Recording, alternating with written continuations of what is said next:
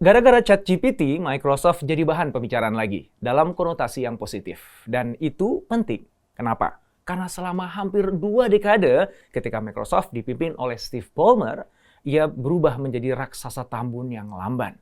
Pertumbuhan bisnisnya stagnan.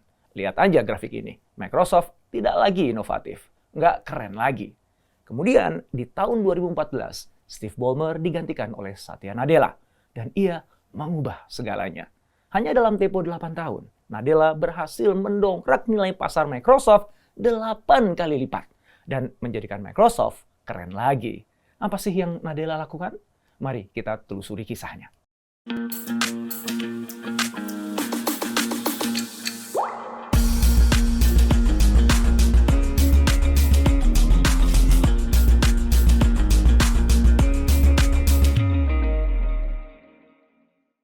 Kita akan memulai dengan kisah tumbuh berkembangnya Microsoft hingga kemudian menjadi raksasa tambun yang pertumbuhannya stagnan. Lalu kita akan langsung menukik untuk melihat proses Nadella membangkitkan kembali Microsoft ke posisi puncak. Setelah itu, kita telisik lebih dalam lagi. Apa saja strategi yang diterapkan oleh Nadella? Kemudian kita akan bahas bagaimana cara Nadella membangun inovasi di Microsoft. Dan terakhir, tentu saja, kita akan ulas apa pelajaran yang bisa kita petik dari kisah ini.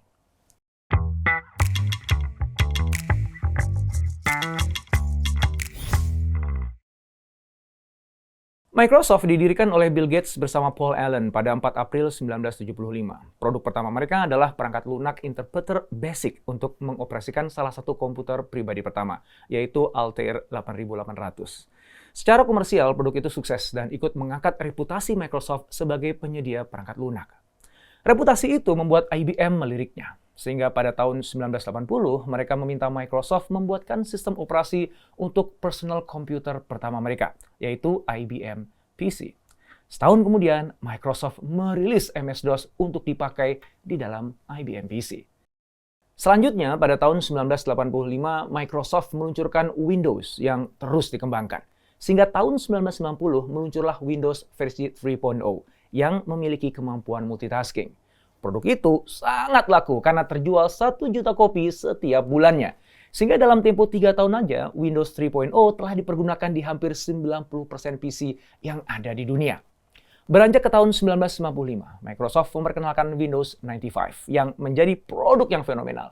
Karena Windows 95 adalah sistem operasi pertama yang mengintegrasikan sepenuhnya Windows dengan MS-DOS, sehingga mudah digunakan seperti macOS dari Apple. Sebetulnya, Microsoft tidak hanya mendominasi pasar sistem operasi komputer karena di tahun 1990 mereka sudah meluncurkan Microsoft Office. Kita tahu ya, Microsoft Office adalah paket aplikasi produktivitas kerja yang waktu itu hanya terdiri dari Microsoft Word, Excel, dan PowerPoint. Nah, dalam 1 dekade kemudian, penjualannya terus meningkat. Sehingga memasuki tahun 2000-an, Microsoft Office sudah banyak dipergunakan dan menjadi produk terkemuka di pasar bisnis dan konsumen. Nah, di tahun 2000 itu pula lah, Bill Gates diganti oleh Steve Ballmer.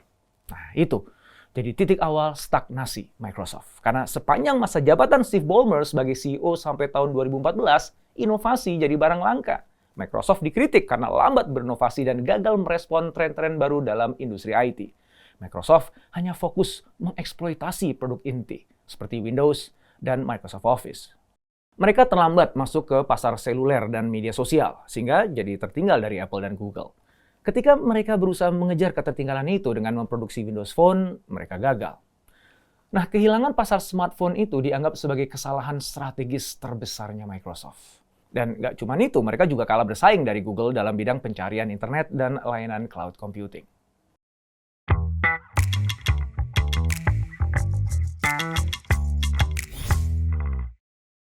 Tahun 2014, Microsoft memasuki era baru ketika Steve Ballmer digantikan oleh Satya Nadella, yang sebelumnya menjabat sebagai kepala divisi komputasi awan Microsoft, yang saat itu cukup sukses.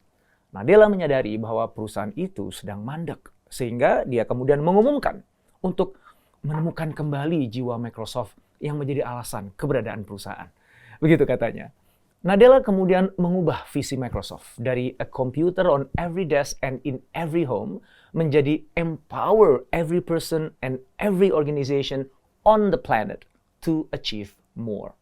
Microsoft dibawa Nadella untuk mencurahkan energinya kepada manusia yang ada di balik produk teknologi. Pada dasarnya, identitas Microsoft adalah menciptakan teknologi sehingga orang lain dapat menciptakan lebih banyak teknologi. Nah, dengan kata lain, teknologi yang diciptakan Microsoft harus bisa memberdayakan lebih banyak orang. Reorientasi visi dilakukan bersamaan dengan bergeser strategi. Mereka tidak lagi menerapkan strategi defensif yang fokus pada melindungi aset dengan cara menjaga stabilitas dan konsistensi. Strategi itu ditinggalkan, dan kemudian mereka berinvestasi besar pada teknologi disruptif. Microsoft memilih bermain ofensif. Dengan cara itu, Microsoft berusaha memposisikan diri sebagai pemimpin inovasi teknologi. Pada intinya, strategi Nadella berpusat pada 4 hal. Pertama, mengalihkan fokus Microsoft dari software desktop tradisional ke cloud computing dengan memperkenalkan Microsoft Azure sebagai platform cloud computing yang komprehensif. Kedua, Microsoft meningkatkan investasi pada teknologi kecerdasan buatan atau AI, sehingga saat ini mereka menjadi salah satu pemain utamanya. Ketiga, Nadella membangun kemitraan strategis dengan Adobe, SAP, dan Oracle untuk meningkatkan integrasi dan interoperabilitas dari produk dan secara bersamaan memperluas pasar mereka. Keempat, Nadella menerapkan pendekatan mobile first, cloud first, sehingga fokus Microsoft berubah ke mobile dan cloud. Di luar yang empat itu, sebetulnya ada strategi kelima yang menjadi kunci untuk menerapkan keempat strategi tadi. Strategi kelima ini adalah pekerjaan yang paling menantang buat perusahaan-perusahaan incumbent seperti Microsoft yang sudah kadung nyaman dengan cara-cara usah. Strategi itu adalah memperkenalkan budaya kerja yang lebih inklusif dan kolaboratif di seluruh organisasi. Nah, strategi kelima itulah yang kita akan soroti di sisa video ini, sehingga kita bisa mengerti apa yang dilakukan Nadella dalam melakukan turnaround perusahaan yang fenomenal. Bagaimana Nadella mentransformasi budaya kerja sehingga mampu membalikan keadaan dan mendongkrak valuasi pasar Microsoft 8 kali lipat.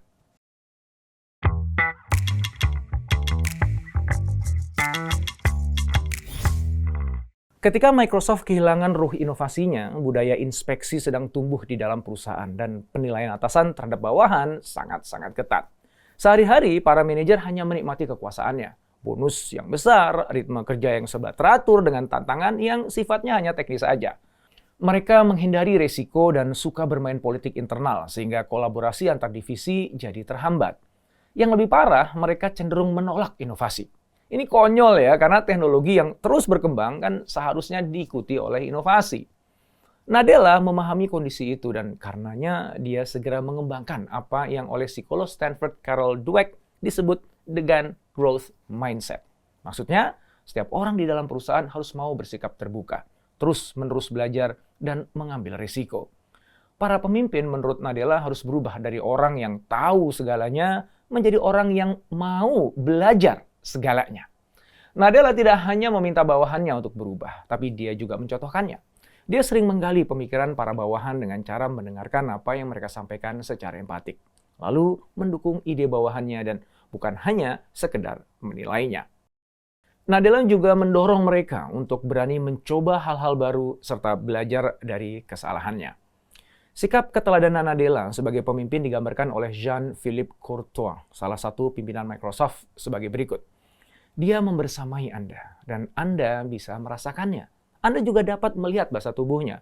Tidak peduli apakah Anda seorang eksekutif puncak atau hanya staf penjualan, dia tetap mau mendengarkan Anda dengan kualitas yang persis sama. Untuk soal bisnis, Satya Nadella berkomitmen pada visi baru yang membebaskan Microsoft dari jebakan sukses masa lalu. Sehingga mereka tidak lagi hanya berfokus pada Windows yang sudah menjadi produk dominan. Pada satu sisi, dia menghapus investasi 7 miliar US dollar dalam bisnis Me Too smartphone dengan Nokia. Tapi di sisi lain, dia justru membeli LinkedIn senilai 26 miliar US dollar, platform developer GitHub 7 miliar US dollar, dan developer video game Activision Blizzard 68 miliar US dollar. Serangkaian akuisisi itu kemudian terbukti bisa mendongkrak kapitalisasi market Microsoft.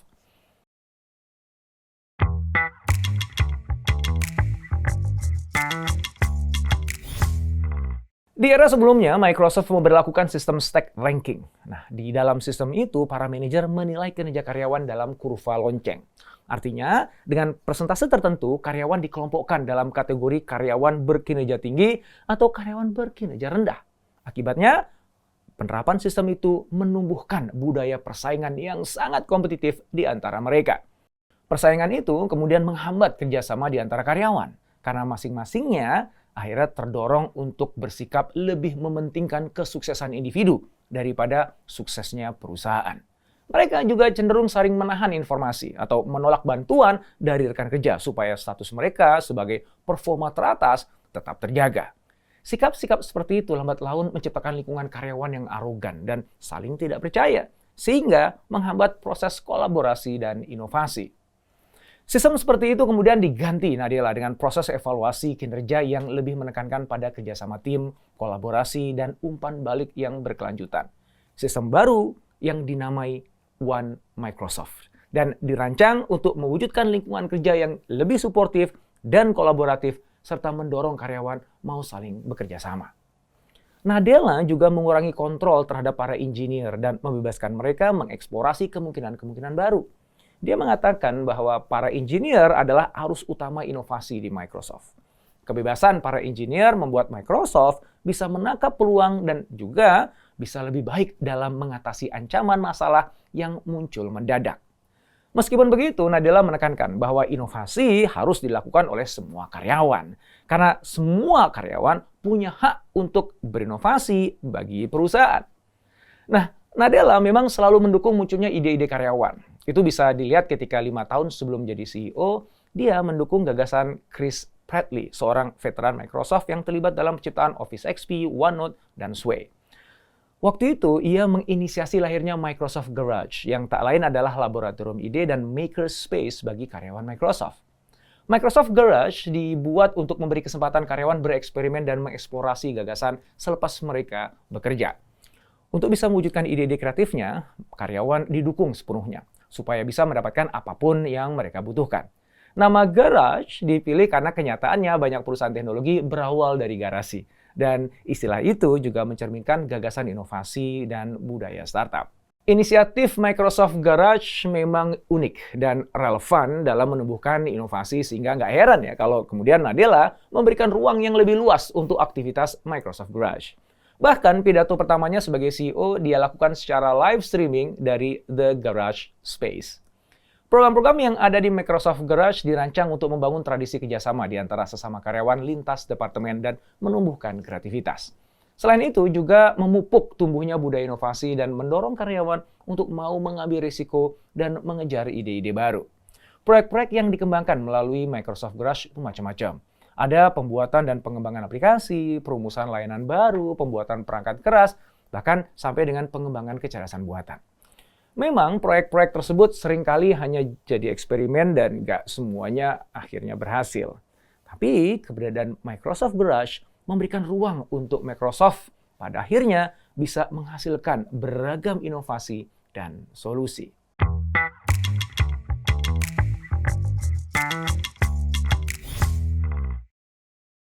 Di bawah kepemimpinan Satya Nadella, kini Microsoft sudah menjelma menjadi perusahaan yang lebih inovatif, kolaboratif, dan berfokus pada pelanggan. Mereka telah menjadikan cloud computing, kecerdasan buatan atau AI, dan jaringan sosial sebagai penggerak utama pertumbuhan perusahaan dan relevansi bisnisnya di era digital.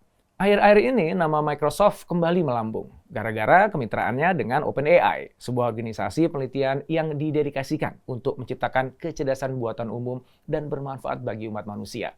Salah satu produknya adalah Azure OpenAI Service Microsoft, yang bisa memberdayakan pengembang untuk membangun aplikasi AI yang terkini.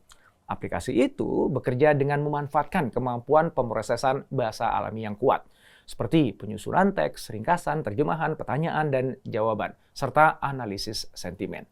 Sementara ini, Microsoft bisa dianggap unggul dari Google dalam mengembangkan kecerdasan buatan. Microsoft sudah menghadirkan fitur chatbot dari ChatGPT di platform mesin pencarian miliknya yang dinamai Bing.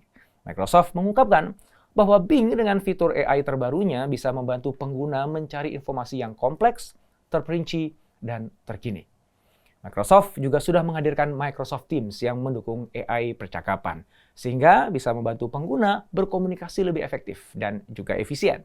Lalu ada Microsoft Word yang menawarkan bantuan menulis berbasis AI yang dapat membantu kita nih sebagai pengguna meningkatkan kualitas tata bahasa kita, gaya, nada, dan kejelasan tulisan kita.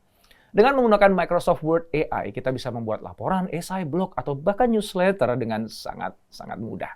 Visi Microsoft adalah mengintegrasikan AI ke semua produk dan layanannya untuk memberdayakan setiap orang dan setiap organisasi di planet bumi. Hal itu bisa terjadi karena AI memiliki potensi yang sangat besar untuk meningkatkan produktivitas dan efisiensi kerja. Juga mengotomatisasi tugas-tugas rutin, memberikan insight berbasis data, dan memunculkan cara kerja yang baru. Kemitraannya dengan OpenAI membuat Microsoft membebaskan akses ke alat dan solusi AI bagi jutaan pengguna di seluruh Indonesia. Justin Post, analis Bank of America, mengatakan bahwa untuk saat ini Microsoft menang di pasar produk AI dan kemenangan itu didukung oleh strategi produk yang baik. Sedangkan Google sepertinya terkejut dengan gebrakan Microsoft ini sehingga reaktif meluncurkan produk AI mereka yang kelihatannya jadi kurang mumpuni. Sementara itu, Ronald Joshi, analis Citibank, memandang bahwa Microsoft memiliki keuntungan sebagai first mover dalam kompetisi produk AI. Kemudian mereka memanfaatkan momentum itu untuk memasarkan semua produknya dengan dukungan ChatGPT. Menurutnya, kalau Google tidak mampu menyuguhkan teknologi AI yang lebih baik, maka keunggulan Microsoft akan terus menggerus pengguna produk Google. Singkat kata, Microsoft sudah kembali jadi keren. Di bawah kepemimpinan Nadella, Microsoft telah mampu memperoleh kembali posisi kepemimpinannya di industri teknologi dan terus bertumbuh dan juga berkembang ke masa depan. Ada 3 pelajaran penting yang menurut saya kita bisa ambil dari kisah ini. Pertama adalah pentingnya menghadirkan purpose yang relevan bagi karyawan. Purpose merupakan jiwa atau ruh dari sebuah perusahaan. Empower every person and every organization on the planet to achieve more. Itu bukan cuma visi perusahaan, apalagi slogan. Itu adalah purpose yang mengikat dan menggerakkan seluruh karyawan Microsoft untuk bekerja mencapai satu tujuan yang agung. Kedua, miliki keberanian untuk melepas kesuksesan masa lalu. Ikuti gerak tren pasar dan teknologi. Ketika Microsoft melepaskan ketergantungannya dari Windows dan Office, kemudian mulai mengeksplorasi ruang-ruang kontribusi yang baru, maka saat itulah keajaiban mulai terjadi. Ketiga, visi dan strategi terbaik tidak akan mewujud jika orang-orang dalam perusahaan tidak berjuang mewujudkannya. Maka pemimpin harus berani mendobrak kebiasaan-kebiasaan lama dan membangun budaya baru dan sistem kerja yang lebih suportif dan kolaboratif. Akhir kata, tidak ada perusahaan yang terus-menerus berada di atas atau berada di bawah. Pemimpinlah yang mengangkatnya ke atas. Pemimpin pula yang menjatuhkannya. Semoga Allah memberikan kita kemampuan untuk menjadi pemimpin terbaik bagi organisasi yang sedang diamanahkan pada kita. Amin.